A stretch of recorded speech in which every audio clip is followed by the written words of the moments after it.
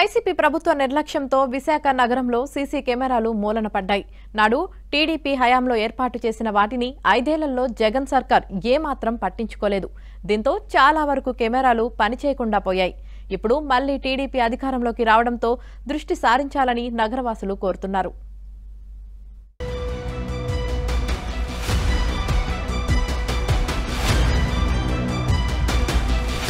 మూడో కన్ను అయిన సీసీ కెమెరాలు విశాఖలో పడకేశాయి.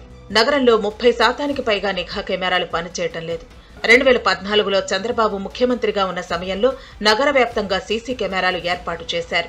అయితే 5 ఏళ్ల వైసీపీ పాలనలో పట్టించుకున్న నాథుడే లేకపోవడంతో చాలా వరకు అవి పనిచేయకుండా పోయాయి. బీచ్ రోడ్డుతో పాటు నగరంలోని కీలక ప్రాంతాల కూడళ్లలోని సీసీ కెమెరాలు తుప్పు పట్టిపోయాయి. మరికొన్ని చోట్ల ఏకంగా బోల్ట్లు ఊడిపోయి గాల్లో వేలాడుతున్నాయి.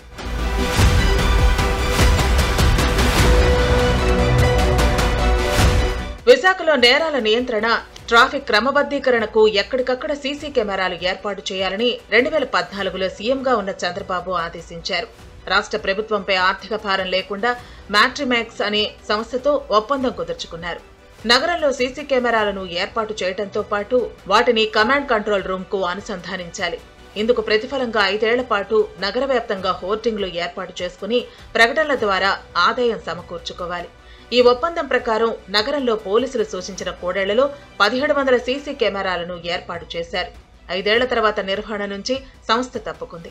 అలాగే స్మార్ట్ సిటీ ప్రాజెక్టులో భాగంగా జీవీఎంసీ ఆధ్వర్యంలో ఎల్ఎన్టీ సంస్థ నగరంలో 560 చోట్ల సీసీ కెమెరాలు ఏర్పాటు చేసింది. ఆ సంస్థ కూడా ఒప్పందం ముగియటంతో దీంతో వాటి బాధ్యతను జీవీఎంసీయే చూస్తోంది. అయితే కొత్తగా మరో సంస్థతో ఒప్పందం కుదరకపోవడంతో వాటి నిర్వహణ గాలికి వదిలేసినట్టయింది.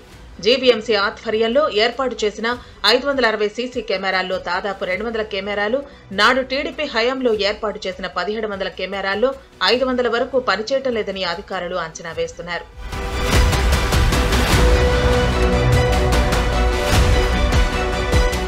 సీసీ కెమెరాలు సరిగ్గా పనిచేయకపోవడంతో నేరాల నియంత్రణ, ట్రాఫిక్ క్రమబద్దీకరణపై ప్రభావం చూపుతోంది.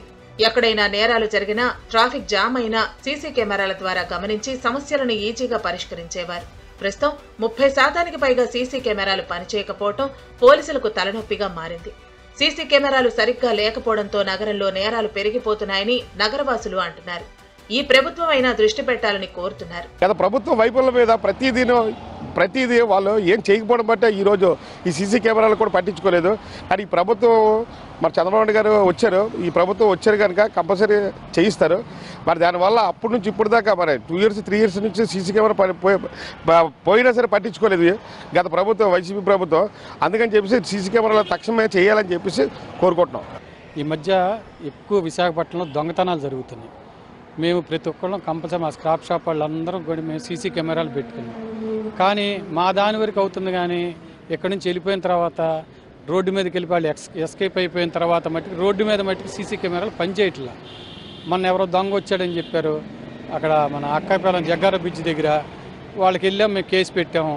కానీ అది ఎంత మట్టికి ట్రేస్ అవుట్ అవ్వాలి. అంటే బయట రోడ్డు మీద ఉన్న కెమెరాల మట్టుకు ఎవరే పనిచేయరు. పోలీసు వారు కూడా ఇది కొంచెం జాగ్రత్తగా చూసుకుని పోలీసు వారు కూడా సీసీ కెమెరాలని చూసి దాన్ని మళ్ళీ పునరుద్ధరణ చేయాలని చెప్పి కోరుకుంటున్నాం. నేరాల నియంత్రణకు సీసీ కెమెరాల అవసరం ఎంతగానో ఉంటుంది. మళ్లీ చంద్రబాబే సీఎంగా ఉన్నారు కాబట్టి పాత వాటిని బాగు చేయడమో లేదంటే కొత్తవి ఏర్పాటు చేయాలని విశాఖ నగరవాసులు విజ్ఞప్తి చేస్తున్నారు. నేరాల నియంత్రణ, ట్రాఫిక్ క్రమబద్దీకరణకు కీలక పాత్ర వహిస్తున్న సీసీ కెమెరాలు ప్రస్తుతం చాలా వరకు పడకేశాయి. ఇదివరకు కాంట్రాక్టర్ల గడువు ముగియడంతో ఆ నిర్వహణ బాధ్యతలు జీవీఎంసీ పోలీస్ సిబ్బంది పట్టించుకోవడంతో ఈ పరిస్థితి దాపురించిందని కొన్ని పోలీస్ వర్గాలే చెప్తున్నాయి. కాబట్టి ఇప్పటికైనా జీవీఎంసీ పోలీస్ సిబ్బంది దృష్టి సారించి ఈ ఏవైతే కెమెరాస్ పడకేసిన ఉన్నాయో వాటన్నిటిని కూడా పునరుద్ధరించాలని నగరవాసులు కోరుకుంటున్నారు.